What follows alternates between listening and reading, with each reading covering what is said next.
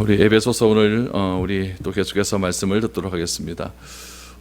종교의 핵심은 선행입니다. 어떻게 착한 일을 할 수 있는가? 선행이죠. 그러나 신앙의 키워드는 구원입니다. 종교와 우리 신앙의 차이가 바로 선행과 구원에서 나타나죠. 선행은 인간으로부터 시작이 됩니다. 그러나 구원은 하나님으로부터 출발을 합니다.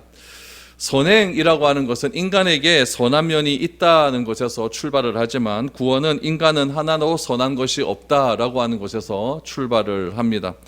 그러면 여러분, 제가 오늘 여러분들에게 세 가지 질문을 드릴 것인데 이 세 가지 질문에 대한 대답이 오늘 여러분들에게 잘 답으로 다가올 수 있었으면 좋겠습니다. 선행 또 구원 이런 것들, 또 선행은 인간으로부터 시작되고 구원은 하나님으로부터 시작이 되고, 선행은 인간은 선한 면이 있다라는 것에서 출발하고 구원이라는 것이 인간은 선한 것이 하나도 없다는 것에서 출발한다면, 첫 번째 질문, 구원이란 도대체 무엇일까요? 구원이란 도대체 무엇일까요? 두 번째 질문, 인간에게는 선한 것이 없기 때문에 하나님으로부터 시작되어야 하는 구원받은 사람의 모임이 교회라고 한다면 교회는 과연 무엇일까요? 세 번째 질문, 그럼 우리는 어떻게 구원을 받게 되었을까요? 오늘 이 세 가지의 질문을 오늘 여러분들과 한번 고민을 해 보았으면 좋겠습니다. 여러분, 우리가 왜 신앙생활을 합니까? 신앙생활하는 이유가 이 세상 살아가면서 다른 사람보다 좀 착하게 살기 위해서 신앙생활한다라고 하면 그것은 오산입니다. 우리 안에는 죄만 존재하기 때문에 늘 절망할 수밖에 없고 우리는 죽을 수밖에 없는 존재라는 것을 인식하기 때문에 우리는 신앙생활을 해야 된다는 것입니다. 오늘 에베소서 2장 말씀은 그것에 대한 답을 우리에게 전하고 있습니다. 인간은 어떤 존재이고 어떻게 구원받을 수 있었고 구원받은 백성의 삶은 어떤 것인지 오늘 2장 말씀을 통해서 여러분들과 한번 그 해답을 한번 추적해 볼 수 있었으면 좋겠습니다. 먼저 1절 말씀을 한번 보시죠. 그는 허물과 죄로 죽었던 너희를 살리셨도다. 인간에 대한 이해가 오늘 분명히 1절에서 나옵니다. 세상의 철학자들, 사회학자들, 여러 과학자들은 인간이란 도대체 무엇인가에 대해서 그렇게 진지하고 고민을 했습니다. 그렇다면 성경은 인간이란 무엇이라고 이야기합니까? 성경이 말하는 인간 이해는 죽었다라는 겁니다. 성경이 말하는 인간 이해는 죽은 존재다. 우리는 살아있자고 하지만 죽은 존재다. 이것이 여러분 성경이 말하는 인간 이해이고, 성경은 인간을 죽었다라는 것에서 출발을 한다라는 겁니다. 그러므로 구원이란 무엇인가? 구원이란 무엇인가? 1절에서 분명히 나타납니다. 구원이란 무엇인가? 죽음에서 생명으로 옮겨지는 사건, 그것을 구원이다라고 말합니다. 그럼 여러분, 이 죽음이라는 것은 도대체 무엇일까요? 죽음이란 단지 우리의 호흡이 끊어지는 사건이 죽음일까요? 물론 그것도 죽음이라고 말을 할 수가 있지만 성경에서 말하는 죽음이라고 하는 것은 제가 누누이 말하는 거지만 죽음이란 무엇이냐? 하나님과의 관계 단절을 죽음이라고 말합니다. 하나님과 관계가 단절되었기 때문에 소통이 되지 않는 것, 그것이 죽음이다라는 이야기죠. 에덴에서 일어난 사건을 여러분 다시 한번 생각해 보시기 바랍니다. 에덴에서 선과 악을 알게 하는 나무의 실과를 먹으면 하나님은 말씀하셨습니다. 정녕 너희가 죽을 것이다 라고 말씀하셨습니다. 뱀은 뭐라고 말합니까? 너희가 죽지 않을 것이다 라고 말을 합니다. 그래서 아담과 하와가 그 나무의 실과를 먹었습니다. 아담도 먹고 하와도 먹었습니다. 그럼 여러분 생각을 해봐야 되죠. 아담이 죽었을까요? 안 죽었어요. 하나님은 죽을 것이다 라고 했는데 아담이 안 죽습니다. 하와는 죽었습니까? 안 죽었습니다. 그들이 몇 년을 살았습니까? 1000년 가까이를 살았습니다. 그럼 하나님 말씀하신 게 다 거짓말인가? 거짓말인가? 뱀이 말하는 것이 진짜인가? 여러분, 그들은 1000년 가까이를 살면서 자자손손 나오면서 그렇게 잘 먹고 잘 살았습니다. 그럼 왜 죽는다라고 말씀하셨을까요? 하나님이 말하는 죽음이란 무엇입니까? 에덴에서 쫓겨나는 사건입니다. 하나님이 말하는 죽음이란 무엇입니까? 하나님과의 관계가 단절되어서 더 이상 소통되지 않는 것, 그것이 죽음이다라고 하나님은 말씀하신 겁니다. 쫓겨났습니다. 하나님과 단절됐습니다. 하나님과 소통이 되지 않습니다. 그런 그들이 어디로 갑니까? 에덴의 동쪽으로 자꾸 옮겨갑니다. 에덴의 동쪽으로 옮겨가면서 그들이 경험하는 것은 무엇이었냐면은 죽었을 때, 죽음이 나에게 다가왔을 때 일어나는 증상이 나타나기를 시작합니다. 그럼 코로나가 우리의 감염이 되면 코로나 감염되는 증상이 나타납니다. 발열이 시작되고 온몸에 근육통이 나고 또 목도 아프고 호흡도 가빠지고 이러면은 검사 받지 않습니까? 이게 코로나 감염에 대한 증상이라는 이야기죠. 죄에 대한 증상, 죽음에 대한 증상도 마찬가지라는 거예요. 그것을 키에르케고르라고 하는 신학자는 죽음에 이르는 병이 있다. 죽음에 이르는 병이 있다. 우리가 죽음에 이르는 병이 있다는 이야기죠. 그 병이 어떤 것이겠습니까? 남을 미워합니다. 남을 시기합니다. 내가 주인 자리에 앉게 되는 것을 좋아합니다. 살인합니다. 그래서 남을 지배하는 삶을 사려고 합니다. 여러분, 이런 것들이 다 죽음에 이르는 증상이라는 거예요. 여러분들에게는 이런 것들이 없습니까? 여러분들에게는 남을 시기하는 마음이 없습니까? 미워하는 마음이 없습니까? 남을 해코지하려고 하는 그런 마음들이 없습니까? 다 존재한다는 이야기예요. 이런 것들이 뭐다? 죽음의 증상이라는 거예요. 죽음에 이르는 병에 감염이 되었다라는 이야기죠. 그러므로 에덴에서 일어난 사건은 하나님과 인간이 단절된 것, 아담과 하와가의 관계가 단절된 것, 그것이 죽는 것이다 라고 성경은 말을 하고 있다는 거예요. 가인과 아벨은 형제였습니다. 형제였지만 하나 되지 못했기 때문에 죽음에 이르는 증상들이 자꾸 일어나기 때문에 최초의 살인이 일어나게 되는 것입니다. 죽음이 들어왔기 때문에 단절이 일어나는 것이고, 죽음이 드러났기 때문에 살인하고 증오하는 마음들이 자꾸 우리 가운데서 일어나게 되는 것이죠. 그래서 바울은 말합니다. 인간이란 무엇인가? 허물과 죄로 죽은 존재다라고 분명하게 이야기를 하고 있는 겁니다. 죽었기 때문에, 죽은 존재이기 때문에 뭐가 필요합니까? 생명이 필요하는 거죠. 죽은 존재이기 때문에 살아나기 위한 사건이 필요하다는 거예요. 그래서 부활은 우리에게 중요한 것으로 다가오고 있는 것입니다. 그럼 여러분, 죽었습니다. 우리는 죽었던 존재라고 했습니다. 죽었던 존재이기 때문에 뭐가 필요하냐? 생명이 필요해요. 다시 살아나는 것이 필요해요. 그러면 죽은 사람을 살리는 것, 죽음에 이르는 증상이 있는 사람을 다시 정상적으로 돌아오게 하는 것, 그것은 여러분 과연 종교적인 행위일까요? 죽은 사람을 살리는 것을 종교적 행위라고 한다면 여러분 어디 가면 되냐면은 병원 응급실 가면 됩니다. 대학병원 응급실 가려면 난립니다. 죽으려고 하는 사람들이 얼마나 많이 들어오는지 몰라요. 수많은 사람들이 죽음의 문턱에 이르렀다가 의사의 손을 통해서 다시 살아나는 것을 여러분 목격하지 않습니까? 그러면 자신을 살려냅니다. 내가 죽음의 문턱까지 이르렀는데 암에 걸렸는데 의사가 살려냈단 말이에요. 나를 살려냈어요. 그럼 의사가 종교 교주가 됩니까? 아니에요. 그러면 왜 죽음의 문턱까지 갔던 사람을 살려내는 의사는 종교의 교주가 되지 못할까요? 살려놨더니 결국 그 사람은 또 뭐가 되냐면은 죽게 된다는 이야기예요. 여러분, 병에 걸렸어요. 병에 걸렸는데 다 죽을 것 같았는데 살아났단 말이죠. 병을 고침을 받았어요. 그럼 그 사람은 영원토록 삽니까? 아니에요. 그 사람은 또 죽는다는 이야기예요. 그것은 여러분, 병원에서 하는 것들은 의료 행위이지 종교적 행위는 아니라는 이야기예요. 그러나 죽었던 존재를 영원히 죽지 않게 살려놓게 된다면 그분은 신앙의 대상이 될 수가 있는 겁니다. 죽은 사람이 영원히 살게 된 것이 그런 의미에서 복음이고, 죽은 사람이 영원히 살 수 있다라고 말하는 것이 좋은 소식이고 복된 소식이고 기쁨의 소식이라고 할 수 있는 것입니다. 여러분, 허물과 죄로 죽었던 우리를 어떻게 하셨다? 살렸다라고 말을 합니다. 여러분, 허물과 죄로 죽었던 우리를 다시 살려놨는데 거기에 무슨 조직이 필요합니까? 허물과 죄로 죽은 우리를 다시 살리는데 무슨 종파가 필요하고, 허물과 죄로 죽었던 우리를 살리는데 무슨 것이 뭐 그렇게 복잡하고 왜 그렇게 야단스럽고 거기에 무슨 권력이 그렇게 많이 있습니까? 우리의 신앙은 과거에는 죽었다라고 말을 합니다. 1절을 다시 보면 죽었던, 과거형으로 나오지 않습니까? 죽었던 너희를 살리셨도다, 현재형으로 나와요. 이제는 너희가 과거에는 죽었지만은 이제는 어떻게 되었다? 살아났다. 이것이 구원입니다. 죽음에서 생명으로 옮겨졌다. 이것이 구원이라는 이야기예요. 그래서 죽었던 우리를 생명으로 옮기기 위해서 하나님께서 처방전을 하나 던지십니다. 그 처방전이 누구십니까? 예수 그리스도예요.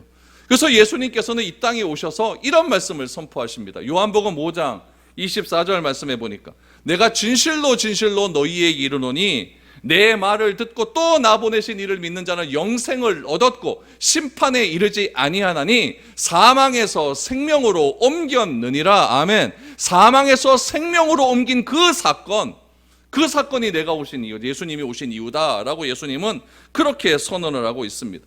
사망에서 생명으로 옮긴 그 사건이 뭐다? 구원이라는 이야기예요. 그래서 나의 일생에서 가장 중요한 사건, 나의 일생에서 가장 충격적인 사건은 내가 죽었던 존재였지만, 내가 과거에 죽었던 존재였지만, 허물과 죄로 죽었던 존재였지만 이제는 그 존재가 생명으로 옮겨갔다. 이것이 여러분의 인생에서 가장 큰 사건이고 가장 충격적인 사건이고 가장 감격스러운 그런 사건이라는 것을 내가 기억을 해야 된다는 겁니다.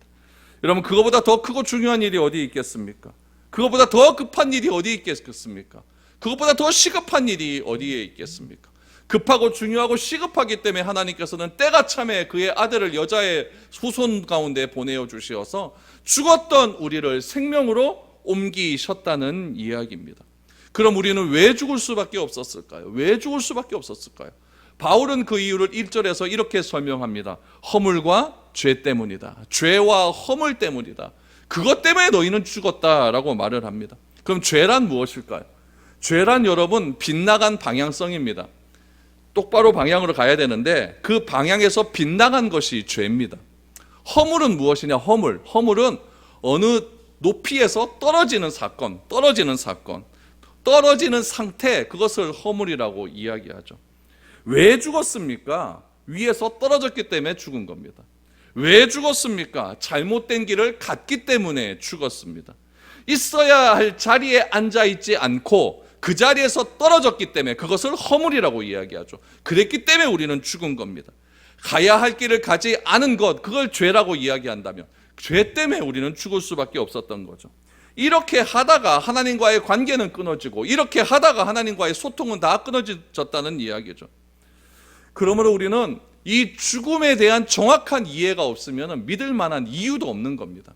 나는 죽었다, 나는 죽은 존재다. 이 죽은 존재를, 허물과 죄로 죽은 존재를 예수님께서 살려주셨다. 이것 때문에 우리는 신앙함을 하는 겁니다. 신앙함을 하는 거예요. 그래야 우리가 구원이 필요하다는 것을 알게 되는 거죠. 그러므로 인간은 어떤 것을, 인간의 정의는 무엇이다? 죽었던 존재다. 그 죽었던 존재를 살리신 사건, 생명으로 옮긴 사건, 그것을 뭐라고 한다? 구원이라고 한다. 성경은 그렇게 우리에게 정의하고 있는 것입니다. 이 인간에 대한 바른 이해, 인간은 죽었던 존재라고 하는 이 바른 이해, 이 구원에 대한 바른 이해가 없으면은 여러분 교회 다니는 의미, 신앙의 의미, 우리가 왜 신앙함을 해야 되는지도 여러분 제대로 정립이 되지 않는다는 이야기입니다. 그래야 여러분 우리가 구원이 필요하다는 것을 알게 되는 거죠. 그러면 여러분 일단 과거의 이야기를 좀 해봅시다.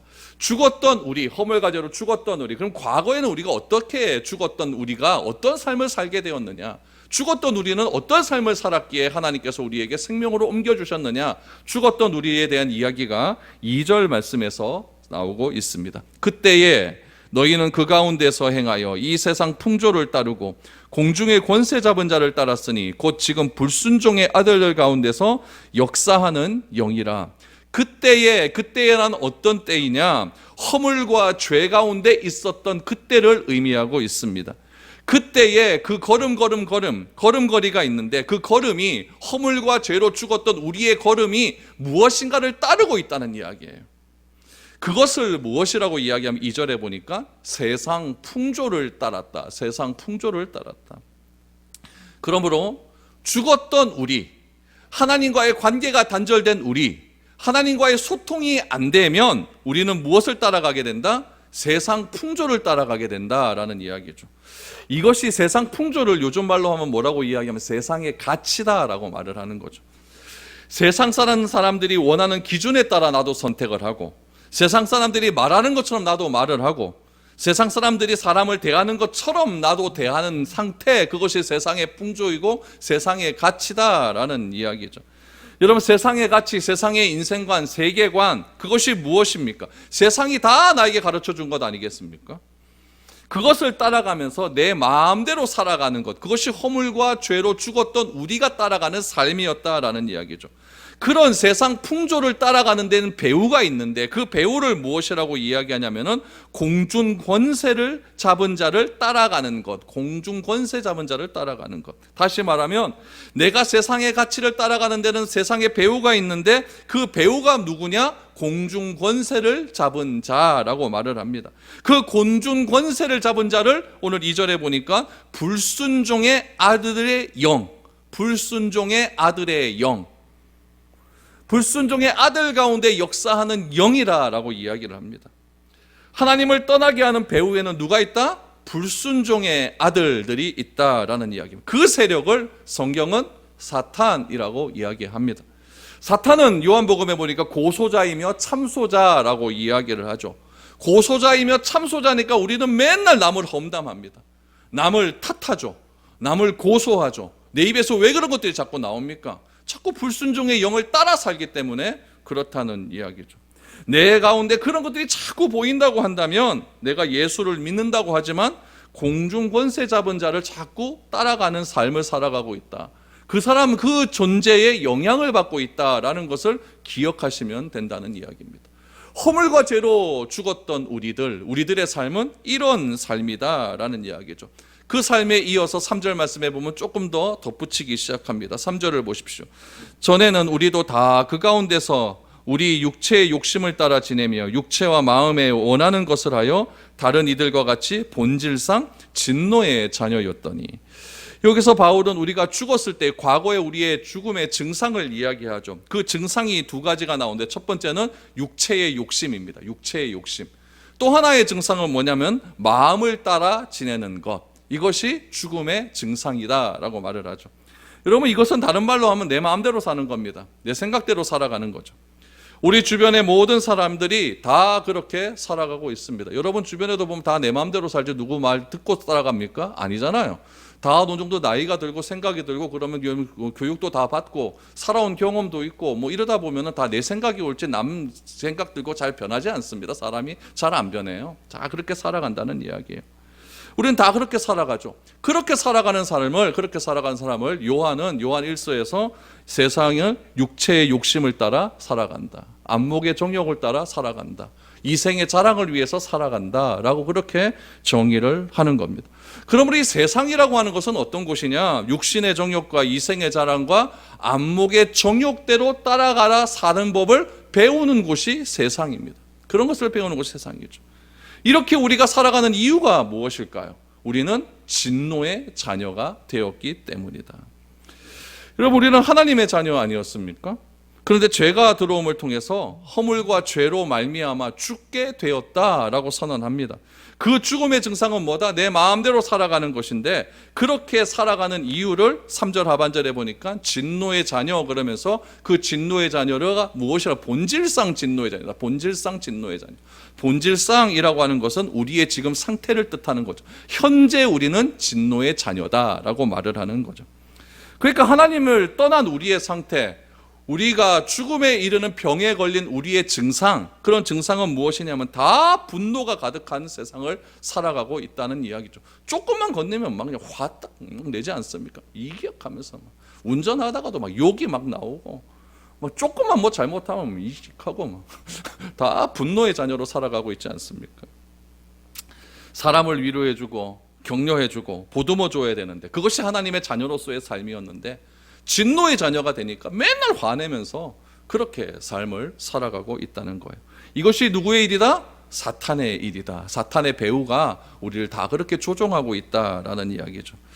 여러분, 본질상 다 진노의 자녀가 되다 보니까 서로의 관계가 다 불편해집니다. 이 말 하면은 뭐 화날 것 같으니까 말도 조심스럽게 하고, 그렇죠? 눈치나 살살 보고 그렇게 삶을 살아가게 되는 거죠. 여러분, 이것이 허물과 죄로 죽었던 우리의 과거의 일상이었다라는 이야기죠.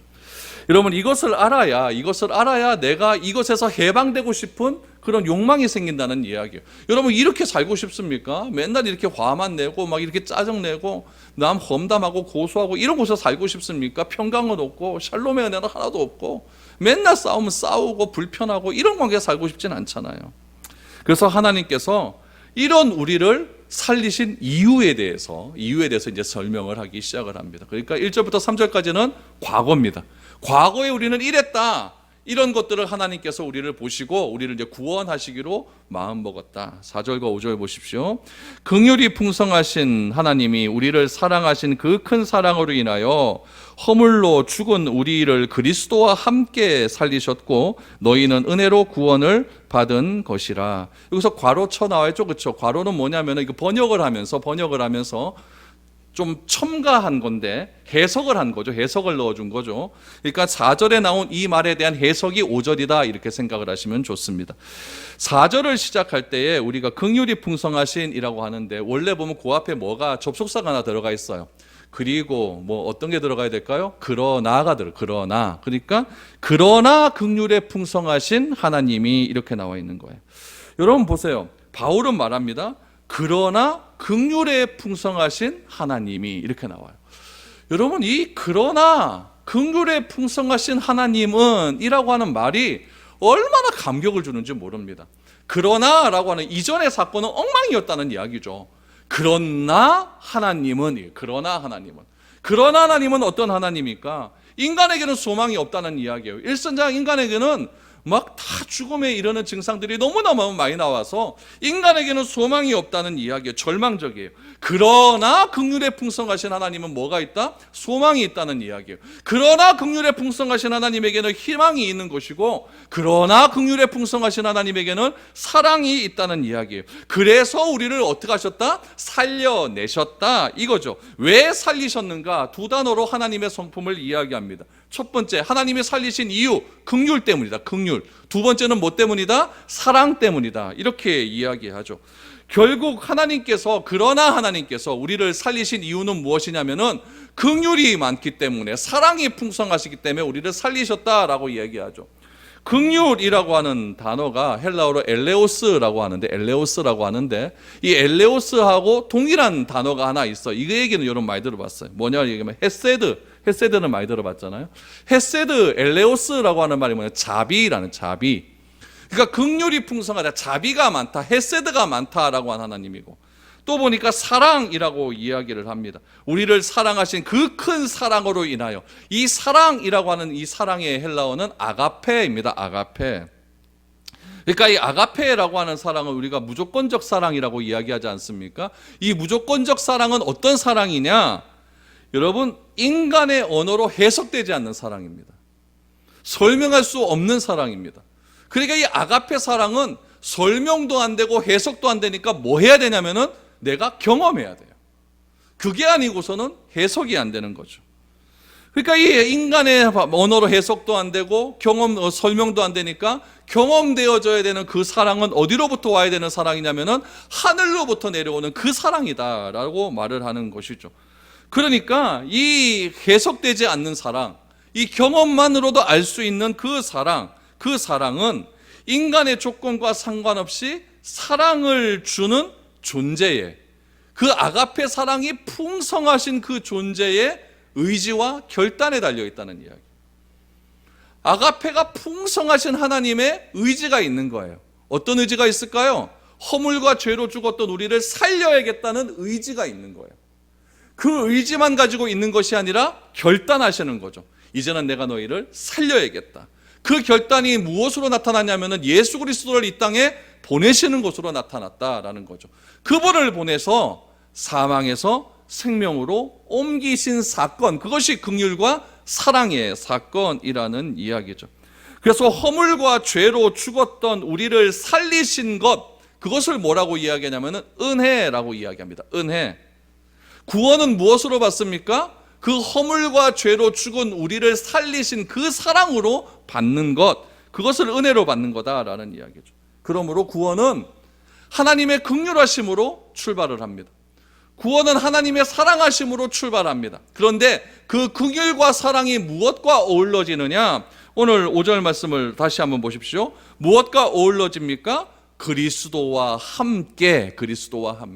그러니까 우리가 구원되는 사건은 긍휼과 사랑인데 그 사랑이 그리스도와 함께 일어난 사건이다라고 이야기하고 있는 것입니다. 그럼 여러분, 하나님의 긍휼이 있습니다. 하나님의 사랑이 있습니다. 하나님의 그 놀라운 사랑이 그리스도 안에서 일어난 사건을 이야기합니다. 그 사건을 오늘 성경에 보니까 세 개의 동사로 우리에게 설명을 합니다. 1절에 하나가 나오고 6절에서 두 개의 동사가 나옵니다. 여러분 6절 말씀을 보시죠. 또 함께 일으키사 그리스도 예수 안에서 함께 하늘에 앉히시니. 오늘 설교의 핵심은 이 6절의 말씀입니다. 여러분 세 개의 동사가 나오는데 첫 번째 동사는 뭐냐면은 1절에 나오는 말씀입니다. 뭘까요? 살리시다, 살리시다. 그것이 구원입니다. 두 번째 동사는 무엇이냐면 6절에 보니까 일으키다. 이것이 구원이에요. 세 번째 동사는 뭐냐면은 6절 하반절에 보니까 앉히다. 이게 구원이에요. 구원을 세 개의 동사로 말합니다. 살리다, 일으키다, 앉히다. 허물과 죄로 죽었던 우리를 어떻게 하셨습니까? 살리십니다. 허물과 죄로 죽었던 우리를 일으키시고 허물과 죄로 죽었던 우리를 하늘에 앉히십니다. 이것이 구원의 세 가지 시제와도 관련이 있고 구원의 핵심 단어인 칭의, 성화, 영화와도 관련된 동사라는 이야기죠. 오늘 이 세 가지 동사를 여러분들에게 말씀을 드립니다. 하나님이 우리를 살리셨습니다. 우리의 조건은 뭐였느냐? 허물과 죄로 죽었던 우리를 하나님이 살리셨습니다. 그럼 뭐가 되느냐? 하나님과의 관계가 회복됩니다. 죽었다라는 것은 하나님과의 관계 단절. 근데 살리셨으니까 하나님과의 관계가 회복되었습니다. 이것이 사는 방법이라는 이야기죠. 그럴 때 하나님과의 관계가 회복될 때 우리에게 무엇이 임하게 되냐면은 칭의가 임하게 됩니다. 의로움이 임하게 되는 것이죠. 그래서 하나님과 의로운 관계가 되는 것, 그것이 칭의의 사건이에요. 이 시제로는 죽었던 우리를 살리신 사건이니까 과거, 현재, 미래죠. 언제? 과거적 사건인 거예요. 그러니까 우리를 살리신 사건은 칭의에 해당되는 거예요. 칭의에 해당되는 것이다. 그래서 하나님과의 관계가 의로워짐을 통해서 내가 하나님과의 관계가 회복되어지고 그 회복되어짐을 통해서 내가 나에게 칭의의 사건이 일어나게 된다. 두 번째, 하나님께서 우리를 일으키십니다. 여러분, 일으켜 세운다라고 하는 것은 내가 하나님과의 의로운 관계가 되었잖아요. 지금 다 의로운 관계가 되었잖아요. 되었는데 죄 짓습니까? 안 짓습니까? 져요. 뭐 안 짓는 것처럼 그렇게 빨리 다 죄 져요. 다 죄요. 죄 져서 자빠진단 말이죠. 그 자빠진 우리를 일으켜 세워주시는 사건이에요. 세워주셔서 우리가 다시 하나님과 좋은 관계가 될 수 있도록 뒤에서 푸시해 주시는 거예요. 밀어주시는 거예요. 그게 일으키시는 사건입니다. 그 사건을 우리는 뭐라고 이야기하냐면 성화의 사건, 시제로는 현재적 사건입니다. 그러니까 우리는 매일 넘어졌다 일어나는 존재예요. 매일 넘어졌다 일어나는 존재예요. 내가 하나님께 구원을 받았다고 하죠. 맨날 죄짓고 삽니다. 죄짓고 있을 때, 내가 높아져 있었을 때 하나님은 그것을 그대로 두시는 것이 아니라 일으켜 세워주신다는 이야기예요. 말씀을 통해서, 내가 기도함을 통해, 찬송을 통해서, 어떤 사람의 메시지를 통해서, 어떤 사람의 사랑한다라고 하는 말 한마디를 통해서 내가 새롭게 일어나는 사건이 일어난다는 거예요. 그게 성화고 그게 일으킴의 사건입니다. 그것이 계속 반복되다가 우리는 결국 어떻게 되냐면 죽게 됩니다. 죽죠? 죽게 돼요. 죽게 되는 순간 우리는 영화로운 영광의 상태에 이르게 됩니다. 영광의 상태에 이르게 될 때 하나님은 우리를 보좌 우편에 앉혀주십니다. 그거를 영화라고 이야기합니다. 영화, 시제로는 미래적 사건입니다. 그러면 여러분 살리시고 일으키시고 앉히시는 이 사건은 칭의이고 성화이고 영화의 사건인데, 이것은 우리의 구원의 시제였던 과거, 현재, 미래를 포괄적으로 포함하는 동사다라고 말을 하고 있는 겁니다. 이 중요한 살리시고 일으키시고 앉히시는 이 사건이 누구와 함께한다? 그리스도와 함께, 그리스도 안에서 일어나는 사건이라는 것을 바울은 강조하고 있는 것입니다. 그러므로 그리스도와 함께 우리를 살리십니다. 그리스도와 함께 우리를 일으키시고 그리스도와 함께 우리를 영광의 보좌에 앉히실 것을 믿고 신앙생활을 하는 거예요. 구원은 여러분 어느 순간은 나 혼자서 일어날 수 있는 사건이 아닙니다. 오직 그리스도와 함께 살리고 일어나고 앉는 것이 구원이라는 이야기예요. 그러니 여러분, 내가 자랑할 것이 무엇이 있겠습니까? 다 그리스도와 함께하는 사건인데요. 나를 살리시고 일으키시고 앉히시는 것이 오로지 은혜라는 이야기예요. 은혜이기 때문에 괄호를 딱 쳤잖아요. 구원은 은혜로 받는 것이다. 은혜로 받는 것이다. 내 힘으로 되는 개념이 아니에요. 내가 교회 오래 다녔다고 내가 구원받는 것도 아니고, 내가 헌금 많이 했다고 구원받는 것도 아니고, 내가 교회를 세우는데 결정적인 역할을 했다고 구원받는 것도 아니에요. 이런 것은 구원 이후에 나타나는, 은혜로 나타나는 삶의 결과이지, 구원의 결과이지, 이것이 구원의 원인이 될 수는 없는 거예요. 그런데 우리는 자꾸 이 결과를 가지고 내가 구원받았다 안 받았다를 판단하려고 하니까, 내가 조금만 뭘 안 하면 내가 구원 안 받은 것 같아요. 하나님이 우리 구원받은 것은 성령님께서 도장 찍어주셨다고 말씀하셨잖아요. 계약 맺은 도장이 여러분 그렇게 쉽게 파기됩니까? 위약금이 얼만데요? 그러므로 여러분이 행위를 가지고 자꾸 구원을 논하지 마십시오. 그거는 구원의 결과입니다. 구원의 결과예요. 그러므로 구원은 은혜로 받는 것이다. 은혜로 받는 것이다. 그렇게 설명하고 있습니다. 그러면 하나님께서 왜 우리를 구원하셨을까? 과거에 이렇게 죽었던 우리들, 하나님은 구원의 이런 것들, 하나님의 성품은 긍휼과 사랑이 풍성하셔서 그리스도 안에서 우리를 구원해 주셨습니다. 그럼 우리를 왜 구원하셨을까? 우리 7절 말씀을 보시죠. 그 구원의 목적이 나옵니다. 7절에 보니까 이는 그리스도 예수 안에서 우리에게 자비하심으로써 그 은혜의 지극히 풍성함을 오는 여러 세대에 나타내려 하심이라. 결과는 뭡니까? 다른 거 다 필요 없어요. 앞에는 다 꾸며주는 말이고요. 오는 여러 세대에 나타내려 하심, 이것이 하나님께서 우리를 구원하신 목적이라는 거예요. 하나님의 은혜가 얼마나 풍성한지 여러 세대에 허락하기 위해서 교회가 존재한다라는 이야기죠. 그러므로 저와 여러분들을 교회로 부르신 이유는, 저와 여러분들을 구원의 은혜로 베풀어 주신 이유는, 저와 여러분들을 이곳에 한자리에 모여서 미래로 교회라고 하는 곳에 모이신 이유는 별거 없습니다. 하나님이 얼마나 자비하신 분이신지, 얼마나 은혜스러운 분이신지를 여러 세대 가운데 나타내라 이거예요. 그러니까 우리가 해야 할 일은 우리 이 세대 가운데, 우리가 살아가는 이 시대 가운데, 내 삶 속에서, 내 직장에서, 내 생활 속에서, 내 인간관계 속에서 하나님께서 나를 위하여 얼마나 은혜스럽게 삶을 계획하셨는지, 얼마나 자비로우신 분인지를 내가 드러내기만 하면 된다라는 이야기예요. 여러 세대 속에서 드러냈기 때문에 우리 앞선 세대들이 있지 않습니까? 앞선 세대들, 그 옛날에 그 세대들이 이 일을 위하여서 그렇게 헌신적인 삶을 살았던 거예요. 그 헌신적인 삶의 결과로서 내가 예수 믿게 된 거죠. 여러분들이 예수 믿게 된 거죠. 그럼 우리는 뭐 해야 됩니까? 우리 다음 세대한테도 전해야 되는 거예요. 전해야 되는 거예요.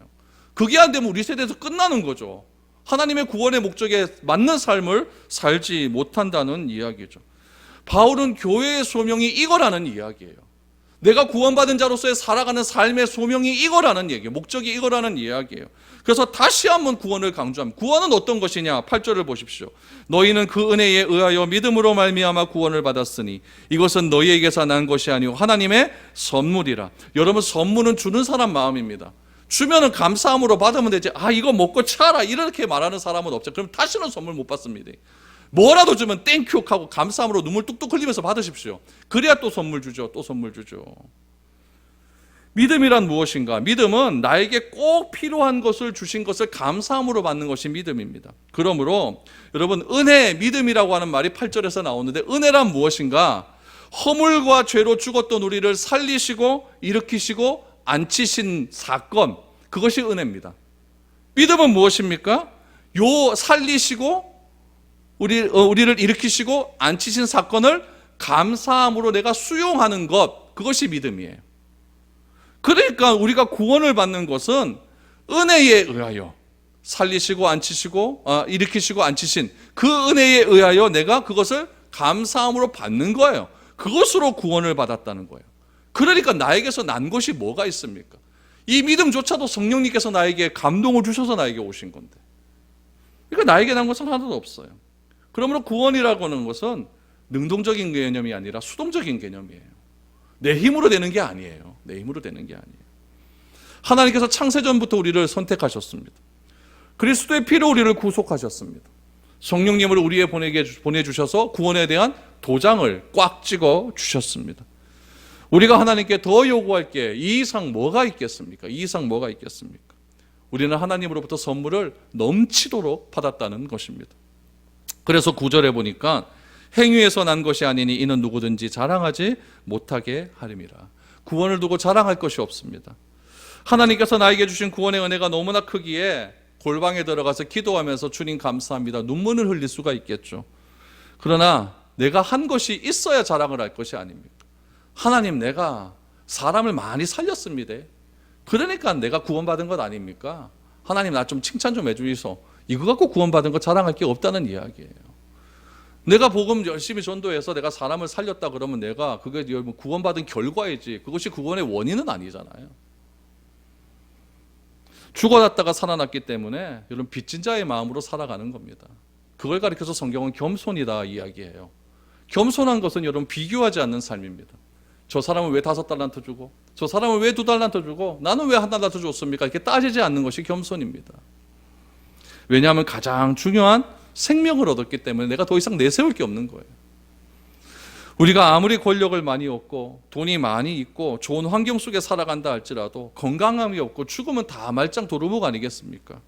내가 아프면 병원에 가요. 병원에 가는데 어떤 분들 병 오면은 진짜 죽을 병이 걸리신 분들이 있어요. 그런 분들이 있으면 여러분 자기 재산 다 팔아가지고 그 사람 어떻게든 살려내려고 수술하고 또 그렇게 수술합니다. 또 한번 잘 좀 건강하게 살아보겠다고 다이어트하고, 저도 요즘 다이어트하고 홀쭉하지 않습니까? 좀 건강하게 살겠다고 다이어트하고 헬스 가서 막 쇳덩어리 갖고 막 이래 하고, 그거 다 뭡니까? 건강하게 살려고 하는 거 아닙니까? 건강하게 살다 죽자 이거 아닙니까? 그렇게 좀 그러고는 건강하면 그렇게 챙기는데 왜 죽었다가 살아난 이 놀라운 영적인 건강, 이 영적인 이 생명 얻는 거, 이것은 왜 이렇게 소홀하게 생각하지 않는지 모르겠어요. 건강하면 그렇게 내 삶의 우선순위라서 밥도 그렇게 골라 먹고 현미만 먹고 막 채식하고 막 이렇게 하는데 저탄고지하고 막 이렇게, 왜 그렇게 영적인 생명에는 그렇게 내가 그렇게 관심을 안 갖는지 모르겠습니다. 하나님이 우리에게 주신 영원한 생명, 구원에 관해서는 건강함보다 여러분 더 중요하게 여기지 않는 것이 우리의 솔직한 삶인 것 같습니다. 그래서 바울은 이야기합니다. 이제 너희가 은혜로 말미암아 구원을 얻었으니까 너희의 신분은 어떻게 되었다라는 것을 이렇게 이야기합니다. 우리 고린도후서 5장 17절 말씀, 우리 다 아는 말씀인데 우리 같이 한번 읽어보죠. 시작. 그런즉 누구든지 그리스도 안에 있으면 새로운 피조물이라.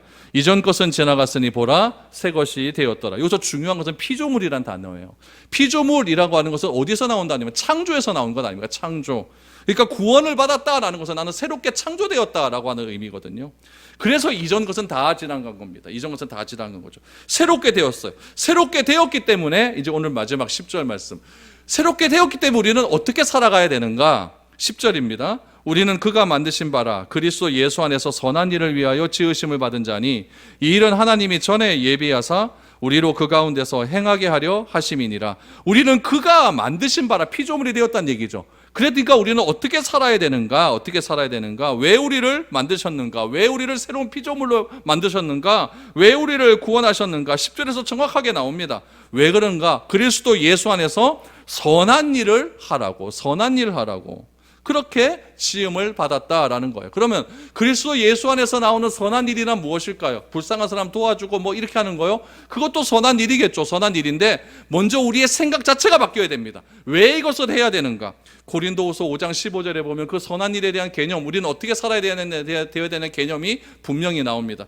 이 고린도후서 5장 15절은 제가 무지무지하게 아주 막 마음에 새기는 그런 구절입니다. 같이 한번 읽어보죠. 시작. 그가 모든 사람을 대신하여 죽으심은 살아있는 자들로 하여금 다시는 그들 자신을 위하여 살지 않고 오직 그들을 대신하여 죽었다가 다시 살아나신 이를 위하여 살게 하려 하심이라. 아멘. 여러분, 선한 일이란 무엇입니까? 다시는 나 자신을 위해 살지 않는 것이 선한 일입니다. 이제는 내가 나를 위하여 십자가에서 죽으시고 다시 살아나신 그분을 위한 삶을 살아가는 것이 선한 일이라는 이야기예요. 그것이 새로운 피조물의 삶이라는 이야기예요. 나만을 위해서 살아요. 내 가족만을 위해서 살아요. 내 교회만 위해서 살아요. 그것은 선한 일이 아니라는 거죠. 우리가 왜 헌금을 합니까? 왜 기도를 합니까? 왜 예배를 합니까? 나만을 위해서 살지 않겠다고 하는 의지적 결단이에요. 그거는요. 이제 나만을 위해서 살아가는 것이 아니라 나를 위하여 십자가에 못 박혀 죽으시고 다시 살아나신 그분을 위한 삶, 그분을 위한 삶이 무엇이겠습니까? 그건 여러분 각자가 결정하십시오. 내가 어떻게 살아가는 것이 나를 위하여 피 흘려 죽으시고 다시 살아나신 그분을 위한 삶인가? 내가 뭐라고 규정 지을 수 있는 것 아니지 않습니까? 삶의 적용은 여러분들이 하셔야 되죠. 여러분들이 고민하셔야 되는 부분들입니다. 내가 무엇을 위하여 어떻게 살아가는 것이 진짜 진정한 그리스도 안에서 선한 일을 하는 삶인가? 여러분 생각해 보세요. 철학자들은요, 평생 뭘 갖고 고민하는지 아십니까? 나는 뭘 위해서 살아갈 건가? 그걸 위해 자신의 인생을 다 바쳐버립니다. 인생을 다 바쳐버려요. 그런데 우리는 그리스도의 놀라운 은혜로 말미암아 구원함을 얻었잖아요. 그런 지식인들도 뭘 어떻게 살아가는 것이 진정한 삶인가를 위해서 자신의 인생을 바친다고 한다면, 우리는 죽었던 우리를, 허물과 죄로 죽었던 우리를 살리시고 일으키시고 앉혀주신 그 그리스도의 놀라운 은혜로 인하여 영원한 생명을 얻게 되었다는 그 믿음이 있다고 한다면, 그걸 내가 받아들였다고 한다면 막 살면 안 되는 거예요. 막 살면 안 되는 거예요. 안 믿는 사람들보다는 최소한 뭘 좀 낮게 살아야 되죠. 그건 여러분들이 결정하십시오. 어떻게 살아가는 것이 나를 위하여 십자가에 못 박혀 죽으시고 다시 살아나신 그분을 위한 선한 삶인가, 선한 삶인가, 그것을 오늘 고민하는 겁니다. 고민하셔서 이번 한 주간 그렇게 삶을 실천하시는 삶을 살아가면 되는 겁니다. 그 실천하는 삶을 보면서 이 시대의 교회는 이런 거구나, 저 사람 보니까 이렇게 사는 것이 이 시대의 진정한 교회의 표준이구나라는 말들이 드러나면 되는 겁니다. 그것이 여러 세대에 증거하기 위한 하나님의 우리의 구원의 목적이라는 이야기죠.